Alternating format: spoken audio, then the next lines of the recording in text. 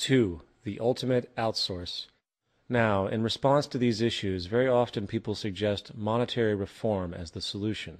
These suggestions often include going back to the gold standard, outlawing interest, shutting down the Federal Reserve, giving the power of printing money back to the government, etc. While these reforms and others all pose logical merits to a certain degree, they do not recognize an overshadowing, little discussed phenomenon that has accelerated since the 20th century, nullifying the monetary system in and of itself: the replacement of human labor with machines. At the core of the economic system itself is the mechanism of labor for income. Our entire economic system is based on human beings selling their labor as a commodity in the open market. If humans do not have the option to work for a living, then the monetary system as we know it is over. No one can buy goods if they don't earn money. Companies cannot afford to produce if the consumer has no purchasing power to buy anything. As John Maynard Keynes disdainfully pointed out, we are being afflicted by a new disease, of which some readers may not yet have heard the name, but of which they will hear a great deal in the years to come, namely technological unemployment. This means unemployment due to our discovery of means of economizing the use of labor outrunning the pace at which we find new uses for labor.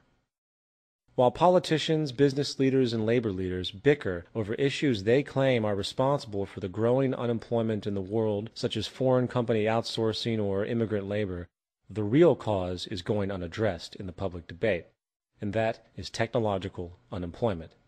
Since market capitalism is built upon the logic of reducing input costs to increase profits, the inclination to replace human labor whenever possible by machine automation is a natural progression of industry.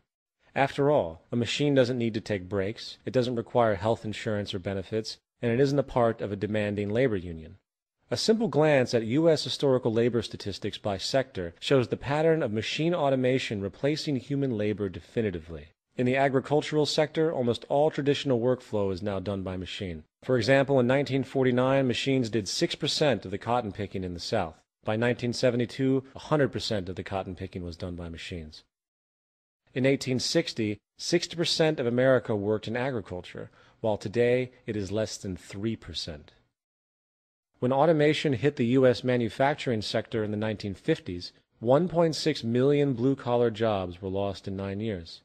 In 1950, 33% of all U.S. workers worked in manufacturing, while by 2002 there was only 10%. The U.S. steel industry from 1982 to 2002 increased production from 77 million tons to 120 million tons, while the steel workers employed went from 289,000 to only 74,000. In 2003, a study was done of the world's largest 20 economies, ranging from the period of 1995 to 2002, finding that 31 million manufacturing jobs were lost, while production actually rose by 30%.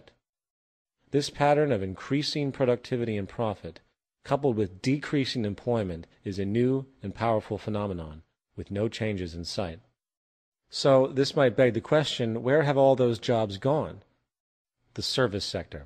From 1950 to 2002, the percentage of Americans employed in the service industries went from 59% to 82%. For the last 50 years, the service sector has been absorbing the job losses from agriculture and manufacturing. Unfortunately, this pattern is slowing fast as computerized automation takes hold there as well. From 1983 to 1993, banks cut 37% of their human tellers, and by the year 2000, 90% of all bank customers used teller machines, or ATMs. Business phone operators have almost all been replaced by computerized voice answering systems.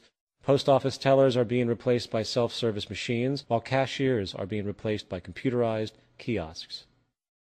There isn't one area of the service industry that isn't being affected by computerized automation. Economist Stephen Roach has warned the service sector has lost its role as America's unbridled engine of job creation. Given this reality, where is the emerging new sector to employ all of the newly displaced workers? There isn't one. And while economists struggle to create models to deal with the issue of nearly unstoppable unemployment, most refuse to consider what is really needed in order to prevent a total breakdown of society. The solution lies not in attempting to fix the issues that have emerged, but rather it is time we transcend the system in its entirety.